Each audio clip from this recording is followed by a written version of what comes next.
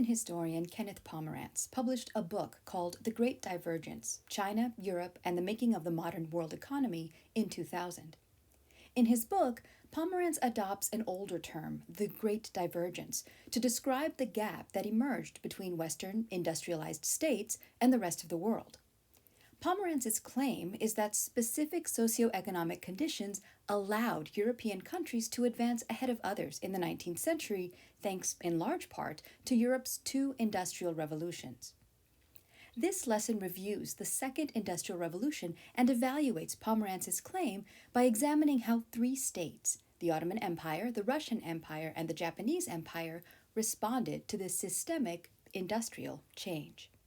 The Second Industrial Revolution, which began around 1870 and continued until the 19-teens, is sometimes called the Technological Revolution because this era saw a widespread adoption of technological processes, some of which had been invented during the First Industrial Revolution.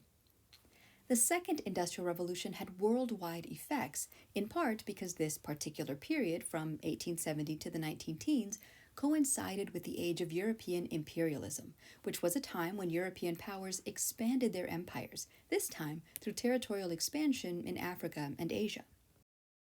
As learned previously, industrialization relied on a variety of natural resources such as water, coal, and iron ore. During the First Industrial Revolution, water and coal were crucial to the factory system, since both were needed to operate steam engines. Iron was the heavy metal used to construct the machinery of industrialization, all those machines which operated mechanically thanks to steam engines. Iron ore was difficult to mine and expensive to process. Iron was also prone to brittleness, easy breaking. As a result, since ancient times, iron had been combined with carbon to produce steel, a much more hardy metal. However, steel production was, like iron, a difficult and expensive process, and so steel production was most often limited to weaponry such as swords and armor. In the mid-19th century, Englishman Sir Henry Bessemer developed the Bessemer process, which streamlined steelmaking, making it possible to mass-produce steel more cheaply. A bit later, German-British inventor Sir Carl Siemens, working with French engineer Pierre Martin, developed a complementary process through which steel could also be mass-produced. Suddenly, steel could be used for entirely new and bigger purposes. Bridges could be longer, skyscrapers could be built, ships could have iron sides and be largely impenetrable by contemporary weaponry. Moreover, the mass production of steel also meant that this metal could be used to develop larger and stronger furnaces, so smaller and complicated pieces of machinery, gears and axles and even engines, could also be made of steel. Steel rails replaced less sturdy iron rails in railway systems. The strength of these new rails meant that they could support steel rail cars and longer trains in general. By the end of the 19th century, steel was also used in the construction of the first horseless carriages, and by the 1920s, entrepreneurs like American Henry Ford had developed the assembly line for the building of automobiles, which dramatically reduced the cost of these machines. The Second Industrial Revolution also saw the dramatic expansion in the use of electricity thanks to the work of the English scientist Michael Faraday, whose experiments in electromagnetism laid the foundation for the development of electric generators. Eventually, these inventions would lead to the first coal-fired electric plant in the world, built in England in the 1890s. The availability of electric power meant that homes, streets, and businesses could use electricity for lighting. Various inventors throughout the 19th century had worked on the incandescent light bulb, most of which worked by heating a carbon filament vacuum-sealed in a glass tube. In 1879, Mosley Street in the northern English city of Newcastle upon Tyne was the first street lit by electric bulbs. In 1881, the Savoy Theatre in Westminster, London, became the world's first electrically lighted building. The petroleum industry also emerged at this time, beginning in 1848 in Scotland. The drilling for oil was, at first, associated with refining crude oil to produce paraffin, also known as kerosene, a type of oil which was a cheaper alternative for lamps than vegetable oils or animal fat. Natural gas was a byproduct of oil drilling, and soon gas was used for lighting, well, at least until it was replaced by electricity at the beginning of the 20th century. And gas was also used for heating and cooking in homes and businesses. Gasoline, the unwanted byproduct of oil refinement, was suddenly in demand once gasoline became the fuel for a new type of engine used in automobiles, especially after the early 20th century. In some ways, life in Western cities and towns at the turn of the 20th century looked unrecognizable to that at the turn of the 19th century. Factories still pumped out dirty smoke, and much of the urban working class labored at those factories, yes, but streets were lit by gas or electric lights, and horse-drawn carriages competed with bicycles and even automobiles for space. London had pioneered an underground steam-powered rapid transit system in the 1860s, and, by the turn of the 20th century, that system had been expanded and electrified and was known as the Underground. Rapid transit systems, either below or above ground, had appeared in various Western cities. And so it was that industrialization had really revolutionized day-to-day living for many people in the industrialized world, especially if they lived in cities. That industrialized world consisted primarily of European and North American countries, though. As we've already seen, industrialization was a development that emerged in waves. First, Britain industrialized beginning around the 1750s, and then industrialization spread across parts of Europe as well as North America by the 1860s. However, as these already industrialized parts of the world were ramping up for the second industrial revolution by 1870, other regions had still not industrialized at all, or were just getting started with industrialization more than 100 years after Britain first industrialized. Pomerantz, whose theory on the Great Divergence was shared at the beginning of this lesson, posited that the Western world's socio-economic situation, its geography, culture, relative political stability, and colonialism ensured that a gap developed between the Western world, which industrialized early, and non-Western areas which were late to industrialize. Let's explore Pomerantz's claim more deeply by examining how the Ottoman, Russian, and Japanese empires industrialized. Both the Ottoman and Russian empires were Eurasian states. That is, these governments controlled territories situated in both Europe and Asia. The Ottomans, in fact, also controlled land in North Africa. This means that both empires had essentially a front row seat at the miracle of industrialization as it unfolded, and yet both states did seem to struggle to adopt industrialization as quickly as other European states did. In the 16th and 17th centuries, the Ottoman Empire was more than a match for any European state politically. Under Suleiman the Magnificent in the early and mid-1500s, the Ottoman Empire had expanded into Europe and had nearly taken down the Holy Roman Empire. Their army, led by the incredibly well-trained and loyal Janissary Corps, had defeated the Safavid Empire in the east and put a stop to Russian expansion in the north. Suleiman's successors, however, weren't as successful. In 1571, the Ottoman navy was defeated by a European coalition which wanted to put an end to Ottoman control of the Mediterranean and to Ottoman piracy. They succeeded in destroying the Ottoman navy. While the Ottomans were able to rebuild the ships, they could not so easily replace the experienced sailors and soldiers who had been killed in battle. In addition, the Ottomans began to lose some of their eastern provinces to the Safavids. Moreover, the timing of this defeat coincided with Spain's expanding silver trade and the effect of that trade on prices, which did in fact hurt the Ottoman economy. After the turn of the 17th century, the Ottoman Empire was increasingly dependent on overland trade routes. Several Ottoman cities were trade hubs and had historically benefited from their positions connecting African gold salt trade routes and Silk Road routes, as well as Red Sea trade routes which connected to the Indian Ocean basin. However, the European age of exploration and the ensuing price revolution affected the ability of the Ottoman Empire to continue profiting from trade along these routes. Europeans who wanted luxuries from Asia could now purchase them directly, thanks to the fact that European metropoles now dominated overseas trade routes, particularly those in the Indian Ocean basin. The Ottoman Empire could no longer maintain its position as the facilitator of trade between Europe and Asia. In 1683, hoping to extend their political influence, the Ottomans besieged the city of Vienna. This siege kicked off the Great Turkish War, which ended with an Ottoman defeat and the end of the Ottoman influence in Europe. This defeat capped a century of turmoil within the Ottoman army. For example, in 1622, after a defeat in war, the Sultan had blamed the loss on the Janissaries because of their indiscipline. In retaliation, the Janissaries assassinated the Sultan. So the famous Ottoman military had suddenly become somewhat of a liability. Ottoman sultans also lost political influence through the institution of the kafes, or cage system. In an effort to maintain some stability, the Ottomans tried to ensure that only a man old enough to rule could, in fact, become sultan.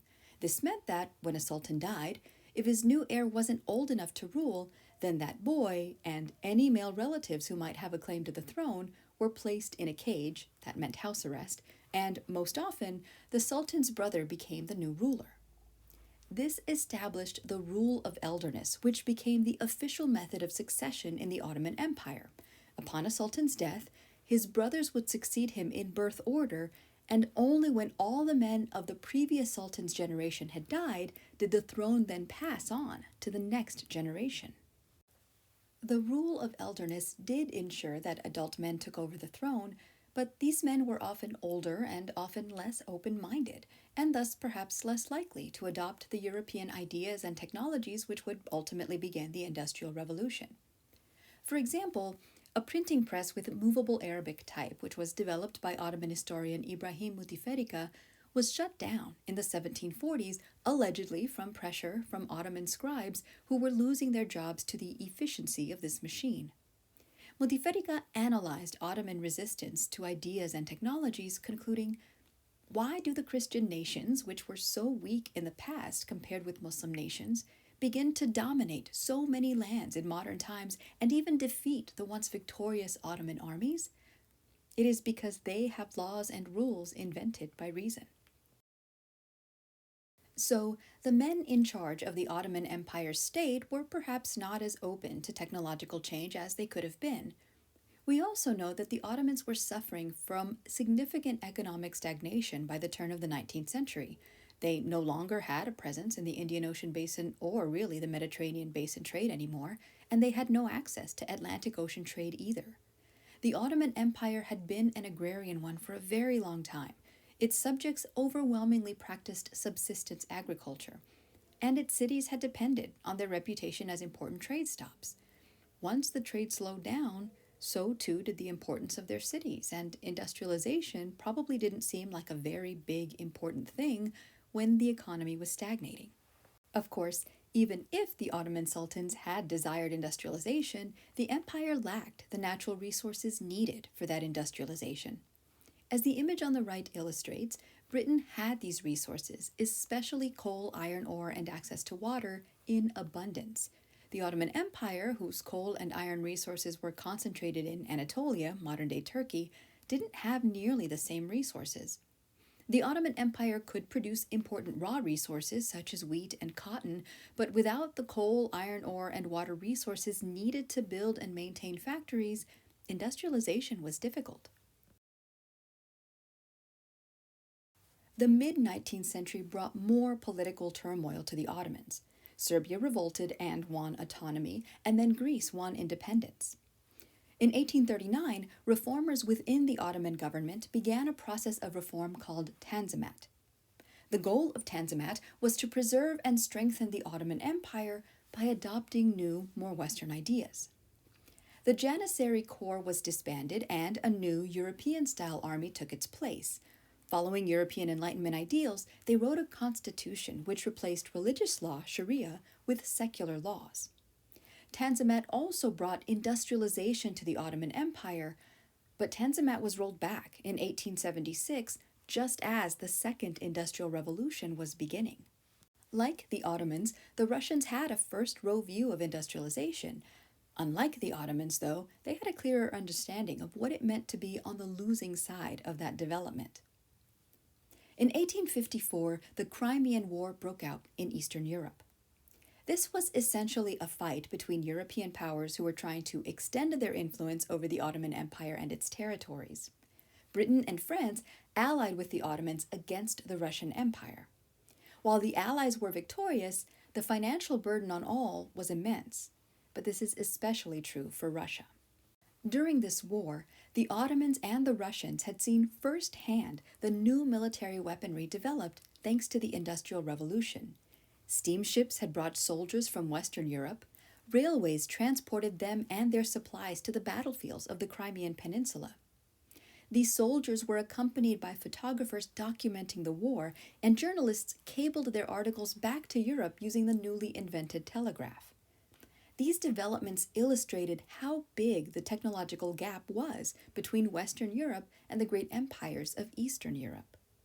Also like the Ottoman Empire, the Russian Empire was huge and had long been an agrarian economy. The westernization pushed by czars such as Catherine the Great during the Enlightenment had its limits. As these enlightened despots sought to both institute some measure of Enlightenment reform but maintain their power, they ended up blocking new ideas, and this included new technologies that had been introduced in the West. Unlike most other countries in Europe, which had adopted some liberal reforms, such as the development of parliaments and/or constitutions during the Enlightenment, Russia had not done so. For the entirety of the 19th century, Russia's czars would remain absolute monarchs who weren't limited by a parliament or any sort of political party. Russia's social and economic system was heavily skewed in favor of the nobility, and this went all the way back to the 17th century. In 1649, Russia had adopted a code which legally bound Russian citizens and their descendants to their social classes. Most Russians were serfs. Of those, most were agricultural workers, but some serfs were domestic servants or artisans or soldiers. Russia had some industrial capacity, but nowhere near what was needed to compete with Western Europe. During the Crimean War, it became clear that Russia's few factories, mostly located in the western part of the state, were insufficient for producing the weapons, munitions, and machinery needed to fight an industrial war. Their railway system was a joke. They weren't even able to use it to get soldiers to the fields of battle or to move supplies to those soldiers stationed in the Crimea. It was clear that Russia was not prepared to compete economically with European countries who'd been industrializing for 50 or more years by this time. It was obviously time to truly begin the Industrial Revolution in Russia. Influenced by Russia's defeat in the Crimean War and by some Russian reformers, the new Tsar, Alexander II, instituted a series of reforms in the 1860s and 1870s. As a result, this era is called the Age of Great Reforms. Over the course of those decades, Alexander reorganized the social, judicial, and military systems of Russia.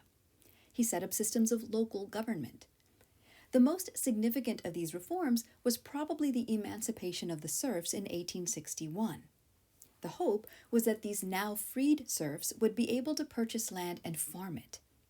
As it turned out, though, freed serfs were too poor to purchase land on their own, so many went instead to the cities, where they found work in factories, thus eventually contributing to the Great Spurt, that is, to Russia's industrialization at the end of the 19th and beginning of the 20th century. In the 1880s, Alexander's heir would limit the social and political reforms but continue with industrialization. In particular, he would come to depend on a man named Sergei Witte, who was in charge of Russia's railway system. It was Witte who planned and began building Russia's Trans-Siberian Railroad in the 1890s.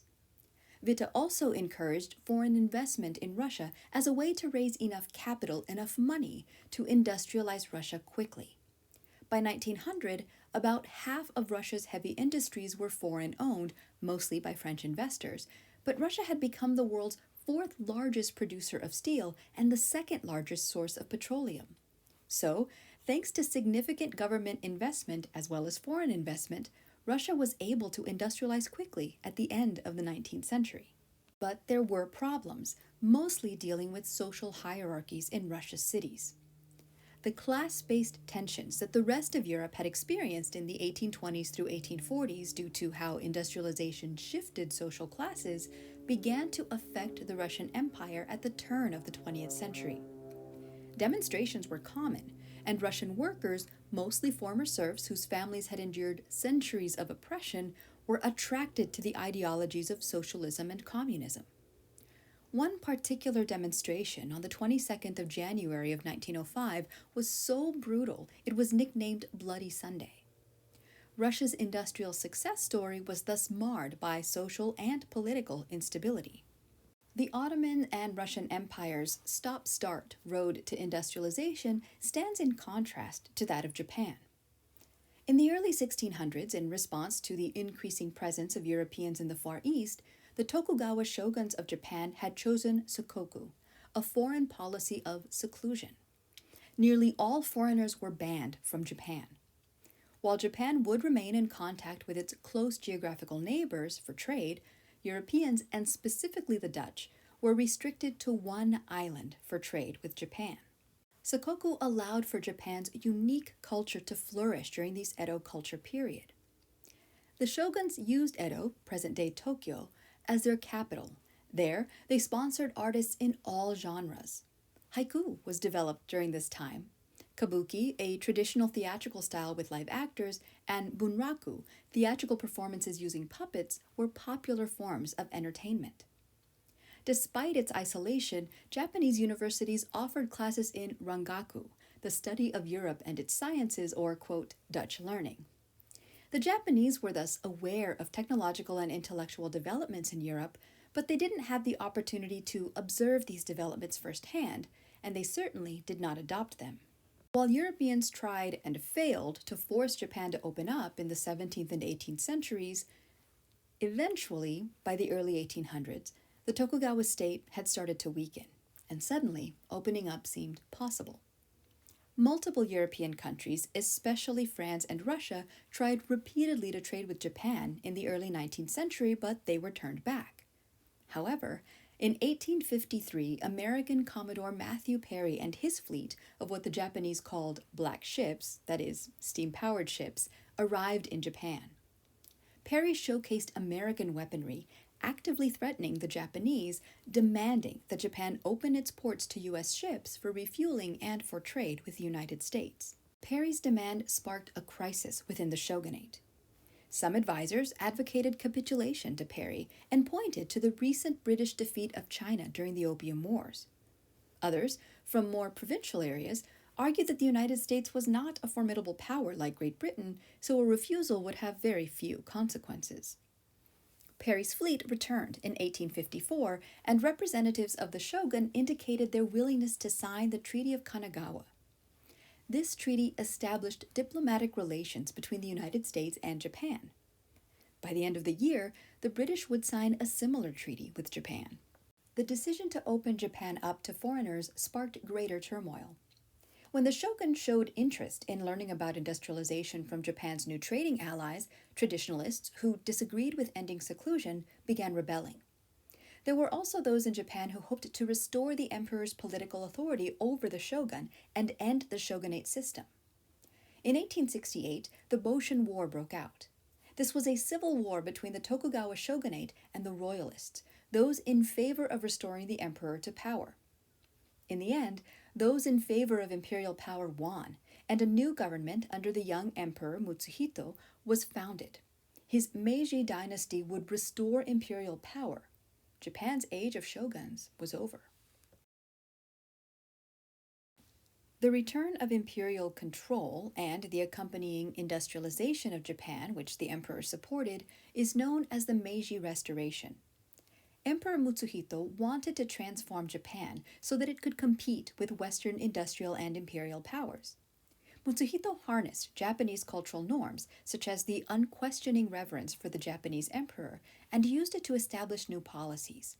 He also took advantage of Japanese people's anxiety over potential foreign threats to expand Japanese nationalism, and he encouraged his subjects to focus on that competition both with Japan's traditional competitors in the Far East, like China, and with Western countries, so they would prove that Japan was the best.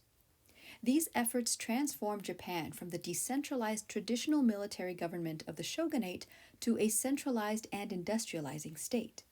The ultra-nationalist ideology of the Meiji Restoration coexisted with intense interest in European practices in government, education, industry, dress, and even popular culture.